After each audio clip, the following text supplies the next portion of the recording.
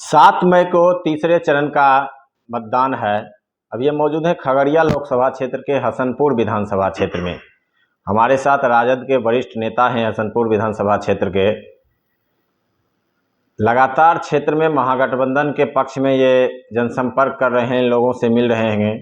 हम इनसे जानेंगे क्षेत्र में सर क्या माहौल है महागठबंधन के प्रति लोगों का। महागठबंधन के प्रति जिस तरह का माहौल है, हम लोग भी और कोई कल्पना नहीं करते थे कि इस तरह का माहौल हो सकता है। खास करके युवा वर्ग जो है, जितने शिक्षित बेरोजगार युवा हैं, उन लोगों में एक गजब का उत्साह देखा जा रहा है और उनके उत्साह के कारण आम लोग जो हैं वो भी उत्साहित हैं। हम लोग देखे थे 1977 के चुनाव में कि अंडर करेंट चलता था, ऊपर से भी करेंट चलता था। उसके बाद इस चुनाव में देख रहे हैं कि अंडर करेंट भी है जो दिखाई नहीं देता है और ऊपरी करेंट भी है, दोनों तरह का करेंट चल रहा है और एक गजब उत्साह है। ऐसा लगता है कि इस तरह का आएगा हम लोगों को रिजल्ट जो अप्रत्याशित रिजल्ट होगा। हम समझते हैं कि हसनपुर विधानसभा क्षेत्र में जिस तरह का माहौल है और जिस तरह का रुझान देखने को मिल रहा है, हम लोग जाते हैं तो लोगों के बॉडी लैंग्वेज से ही पता चल जाता है कि इनके मन में क्या है, ये क्या करने वाले हैं और क्या चाह रहे हैं और क्या किस तरह का चुनाव में किस तरह का इनका भागीदारी होगा। तो महागठबंधन के प्रति हाँ, एक चीज है कि अभी तक हमारे दल के जो संगठन के कार्यकर्ता लोग हैं, भीड़े हैं, लगे हैं। चुनाव चिन्ह का थोड़ा कन्फ्यूजन है, क्योंकि इस क्षेत्र में कभी हसुआ हथौड़ा का उस तरह का चुनाव लड़ा नहीं गया था, लेकिन धीरे धीरे आम लोगों में इस तरह का प्रचार हो रहा है। लोग जान रहे हैं कि हसुआ हथौड़ा, तो एक तरफा माहौल है, कोई लड़ाई नहीं है यहाँ पर। और हसनपुर विधानसभा क्षेत्र से संजय कुमार कुशवाहा जी लगभग 1 लाख से प्लस से वोट से यहाँ से लीड करेंगे। देखा गया कि जब आप हसनपुर विधानसभा क्षेत्र में लोगों से मिलते हैं तो महिलाओं, युवा वर्ग, इन सब लोगों से आपका जनसंपर्क होता होगा, तो महिलाओं का क्या इनमें? महिलाओं का भी रुझान है। महिलाएं, खास करके जो गांव में काम करने वाली महिलाएं हैं, उनका एक है कि हम लोग किसी न किसी तरह से परिवर्तन चाहते हैं। और महिलाओं के बीच जब बातचीत होती है तो महिला लोग अलग से कहते हैं कि क्या कहता, अगला चुनाव में हम लोग देखेंगे क्या होगा नहीं होगा। और अगला चुनाव में तो लगता है इससे भी ज्यादा बयार बहने का स्थिति आ जाएगा। विधानसभा के चुनाव में लोग परिवर्तन, साफ साफ परिवर्तन देखना चाहते हैं, चाहे वह केंद्र का परिवर्तन हो या राज्य का परिवर्तन हो। और एक तेजस्वी जी का जो है, नौजवानों पर इस तरह का जादू है कि लगता है कि जैसे नौजवान लोग फिदा हैं और हर युवा में क्या कहता है एक अलग उत्साह देखा जाता है। और यह उत्साह बिहार का जो करेंट है, बिहार का जो माहौल है, यह पूरे देश में खबर, जैसे कि मीडिया का जमाना है और सोशल मीडिया खास करके ज्यादा एक्टिव है, तो बिहार का जो माहौल देख रहे हैं उसका असर उत्तर प्रदेश में भी पड़ रहा है, उसका मध्य प्रदेश में भी पड़ रहा है, राजस्थान में भी पड़ रहा है, बगल के झारखंड में भी पड़ रहा है। और तेजस्वी जी देख रहे हैं कि जहां कहीं भी जा रहे हैं तो चाहे धूप, कड़ी से कड़ी धूप हो, अपार जनसमूह उमड़ पड़ता है। इस तरह का प्रधानमंत्री हो या कोई नेता हो, किन्हीं के क्या कहता है मीटिंग में, सभा में इस तरह का स्वस्फूर्त भीड़ नहीं आ पा रहा है जितना तेजस्वी जी के सभा में आ रहा है।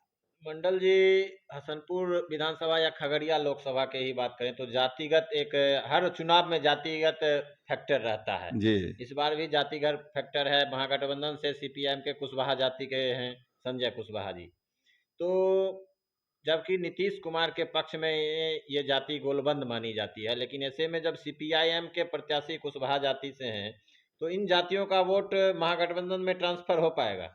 आपका जातिगत आधारित सवाल है, मैं तो जात का नाम नहीं लेना चाहता था, लेकिन सवाल ही आपका है तो सवाल का जवाब तो देना पड़ेगा।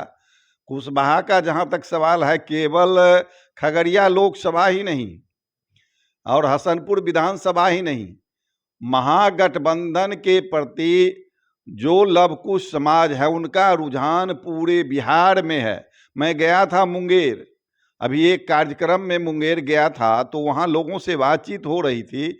जो हम लोग समझ रहे थे कि वहाँ का कैंडिडेट बहुत कमज़ोर है और नया कैंडिडेट है, क्या होगा, लोगों का एक अपार क्या कहता है समर्थन आ रहा है। कुशवाहा और जो लवकुश समाज है उसका समर्थन आने का कारण है कि महागठबंधन तेजस्वी जी पूरे बिहार में 7 उस वर्ग के लोगों को 7 जगह के टिकट दिए हैं और 7 संसदीय क्षेत्र से चुनाव लड़ा रहे हैं।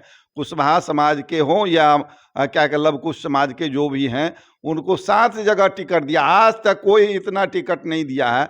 बीजेपी तो एक भी टिकट नहीं दिया है, जिस कारण से पूरे बिहार का उस समाज का रुझान महागठबंधन के प्रति 100% है। कोई यदि किसी पार्टी का ऑफिस बेयरर है तो वो अपने देह लेकर के है, अपने आप को नहीं, अपने घर का भी वोट दूसरे को नहीं दिला पा रहा है। ये स्थिति बना हुआ है पूरे क्षेत्र में। मंडल जी, एनडीए के जो प्रत्याशी हैं राजेश वर्मा, उनके बारे में बाहरी का चर्चा है, बड़े कारोबारी भी हैं। तो ऐसे में जब यहाँ पे खगड़िया लोकसभा से किसी स्थानीय को टिकट देने की बात एनडीए से पहले भी हो रही थी, ऐसे में जब राजेश वर्मा खगड़िया लोकसभा से लड़ रहे हैं तो क्या लगता है? देखिए, कहीं न कहीं राजेश वर्मा को तो हम लोग ज़्यादा नहीं, सोशल मीडिया के माध्यम से ही जाने हैं। कोई पॉलिटिकल मैन तो लगता नहीं है, कोई कार्यकर्ता वाला उनका नहीं लग रहा है। और कहाँ तक क्या कहता है, लोजपा के लोग क्या सोच करके उसको टिकट दिए, कोई तो समीकरण नहीं बनता है। जिस वर्ग से आते हैं उस वर्ग का वोट पूरे लोकसभा का यदि एक जगह कर दिया जाएगा तो एक पंचायत भी नहीं बन पाएगा। इन नॉन पॉलिटिकल डिसीजन केवल अब हम बोल नहीं सकते हैं किस कारण से हुआ है, उस कारण को हम अपने मुंह से नहीं, सभी लोग जानते हैं, पूरे बिहार और पूरे देश के लोग जान रहे हैं किस कारण से टिकट दिया गया है और वो अंडरस्टूड है, सब लोग समझ रहे हैं। हम अपने मुंह से नहीं बोलना चाहते हैं तो कोई समीकरण नहीं बैठता है, कोई मतलब नहीं था राजेश वर्मा को यहाँ से चुनाव लड़ाने का। न राजेश वर्मा का कोई यहाँ कार्य क्षेत्र था, ना उतना बड़ा नेता था कि पहले होता था मधुल में जी थे, कहीं के रहने वाले थे तो बिहार से आकर के लड़ जाते थे, कहीं से लड़ जाते थे। कई लोग बाहर के लोग दूसरे मध्य प्रदेश से शरद यादव यहाँ से लड़के तो बड़े नेता कहीं से लड़ जाते थे। ये तो न नेता, ये तो कार्यकर्ता भी नहीं है। लेकिन अब सोच कहाँ इतना गिर जा सकता है राजनीति में, सोच इस समझ से परे बात है कि वही रामविलास जी का सोच था कि एक एक वर्कर को पकड़ पकड़ बुला बुला करके और ऊपर से खर्चा दे करके चुनाव लड़ाते थे, चुनाव में पैसा देते थे। आप लोगों को मालूम ही है कि हम भी यहाँ से लोक जनशक्ति पार्टी से उम्मीदवार होकर के विधानसभा का चुनाव लड़े और रामविलास जी का पूरा मदद रहता था। पूरे बिहार में हम संगठन पर काम किए थे। क्या कहता है, लोजपा में मुख्य महासचिव थे, चीफ जनरल सेक्रेटरी, हर जगह घूम घूम करके सब पूरे बिहार में काम करते थे, संगठन को मजबूत किए थे। उस बार देखते किए थे 29-30 विधायक भी जीते थे। हम लोगों का संगठन तैयार किया हुआ था। तो रामविलास जी का एक सोच अलग था। अब लगता नहीं है कि लोजपा कहाँ चला गया और कितना गिर जाएगा, इस समझ से परे बात है। नेतृत्व को समझना चाहिए कि राजनीति क्या चीज़ है। राजनीति बहुत नाजुक चीज़ है। राजनीति में यदि एक चूक होता है तो उसका खामियाजा भुगतना पड़ता है, चाहे हम हो या कोई हो, और उस चूक का खामियाजा उस नेतृत्व को भुगतना पड़ेगा।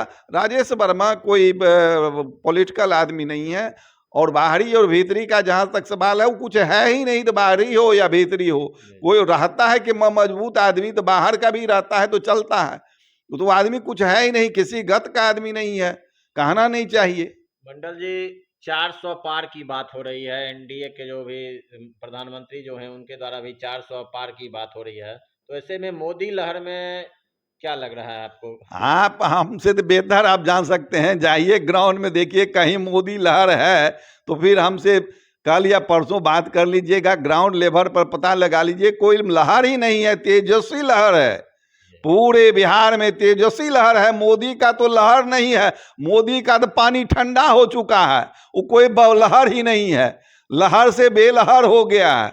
और तेजस्वी का लहर, आंधी तूफान, सुनामी चल रहा है और इस सुनामी का रिजल्ट आपको अगले 4 मई को जो होगा उसमें आपको पता चलेगा कि यह सुनामी किस तरह का सुनामी है। इसका असर पूरे बिहार में हो रहा है और उसका कारण है कि तेजस्वी जी जो पिछले चुनाव में, विधानसभा के चुनाव में जो उन्होंने वादा किया था, 17 साल में जो नीतीश कुमार नहीं कर पाए, वो 17 महीना में तेजस्वी जी नौकरी का मतलब आप लोग समझ लिया है। क्या कहते हैं, रोजगार का मतलब, सरकारी रोजगार का मतलब तेजस्वी प्रसाद यादव समझ लिया है। लोग समझ लिया नहीं बल्कि है, उन्होंने 17 महीना में जिस तरह का रोजगार सृजित करके और सरकारी नौकरी दिया, यह एक क्या कहता है, निश्चित रूप से बिहार ही नहीं पूरे देश के लिए प्रेरणा का स्रोत बने हुए हैं। और सारे देश के लोग टकटकी निगाह, उत्तर प्रदेश के जो शिक्षक लोग बहाल हुए थे, यहाँ कई लोग अपने होटल में ठहरे हुए थे, उनसे बातचीत होती थी, कहा उत्तर प्रदेश में बहाली नाम का कोई चीज नहीं है, बिहार में इतना बहाल हो रहा है,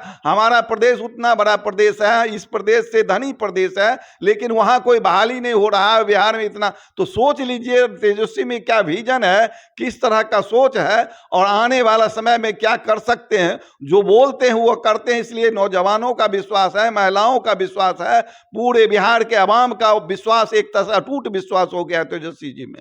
मंडल जी, एक आखिरी सवाल है। हसनपुर विधानसभा क्षेत्र की आप बहुत दिनों से राजनीति करते आए हैं, तो महागठबंधन से यदि संजय कुशवाहा जीतते हैं तो हसनपुर विधानसभा इनसे कितनी अपेक्षा रखेगा? देखिए, संजय कुशवाहा के बारे में ज्यादा कुछ कहना नहीं है।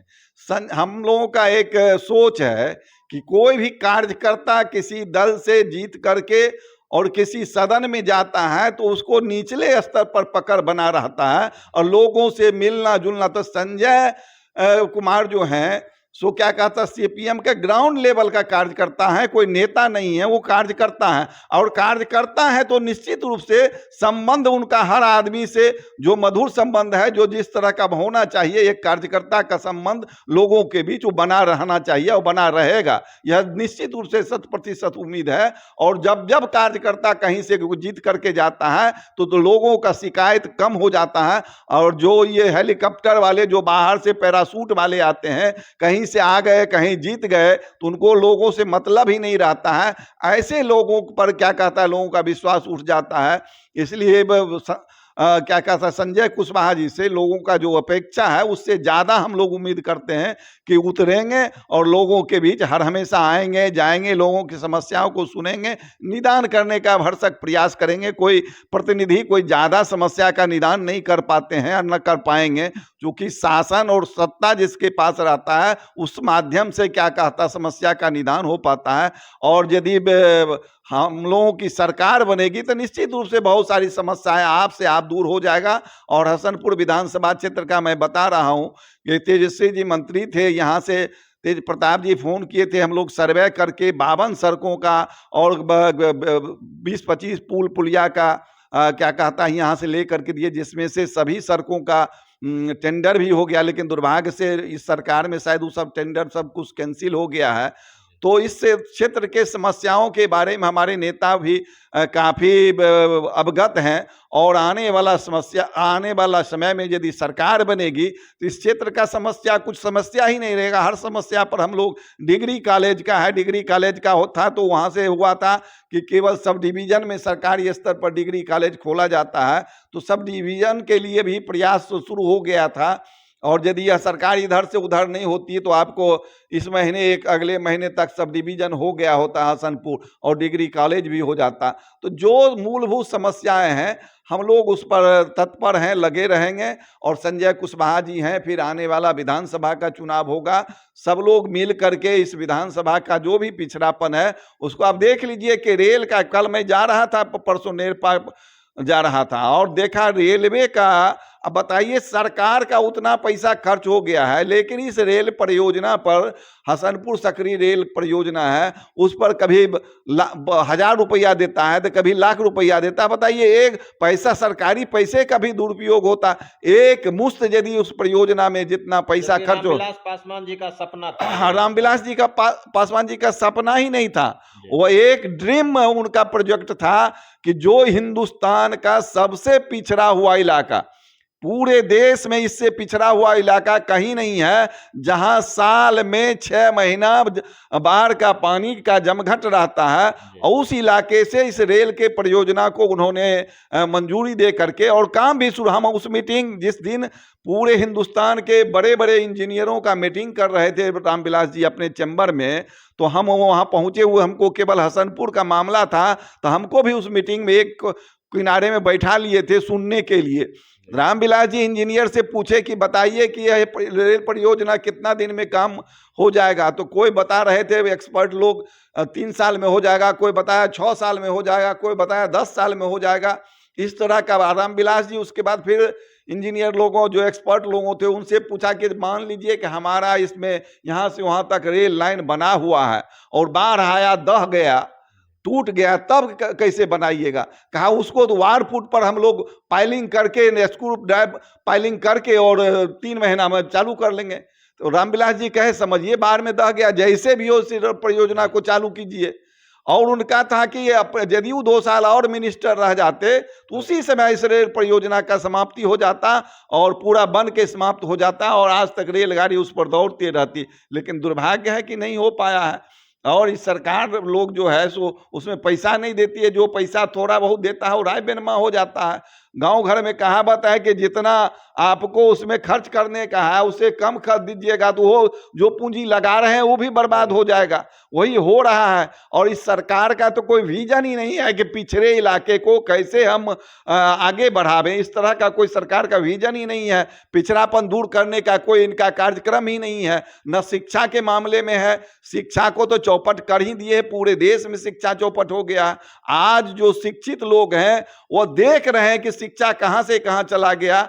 और जेएनयू हो या कोई भी यूनिवर्सिटी हो, आज मरणासल स्थिति में पहुंचाया जा रहा है। वहां पर ऐसा राजनीति किया जा रहा है कि बड़े बड़े यूनिवर्सिटियों का जो है सो दम तोड़ने की स्थिति में जा रहा है। इसलिए इस बार परिवर्तन बहुत ही जरूरी है, देश के शिक्षा के लिए, देश के रोजगार के लिए, देश में महंगाई के लिए, संविधान बचाने के लिए, लोकतंत्र बचाने के लिए। इन तमाम मुद्दों को लेकर के यह चुनाव हो रहा है। यह चुनाव कोई मामूली चुनाव नहीं है। मैंने कहा ना कि 70 में थोड़ा सा तानाशाही आया इंदिरा गांधी का, तो लोगों में एक परिवर्तन का इस तरह का भीतर आ गया था। और आज मैं खुल करके कहना चाहता हूं, आप लोग भी महसूस करेंगे, इस देश में कोई लोकशाही सरकार नहीं है, लोकतंत्र की सरकार नहीं है, लोकशाही की सरकार नहीं है, प्रजातंत्र नहीं है। इस देश में अभी वर्तमान में 4 आदमी सरकार चला रहे हैं, 4 व्यक्ति, 4 पर्सन ही सरकार चला रहे हैं।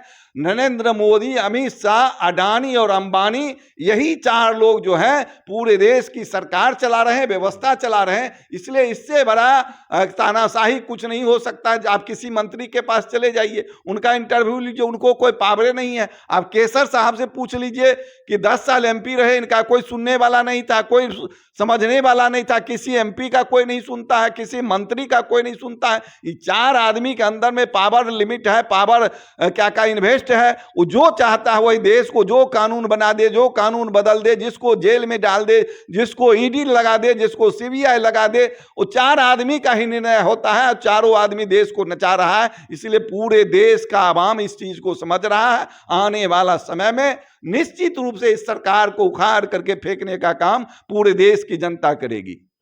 निश्चित रूप से 7 मई को खगड़िया लोकसभा का और पूरे देश में तीसरे चरण का मतदान है। हालांकि मतगणना 4 जून को होगा और 4 जून को ये निकलेगा, फैसला आएगा कि देश में किसकी सरकार बनती है और क्या होती है और मतदाताओं का रुझान किस ओर जाता है।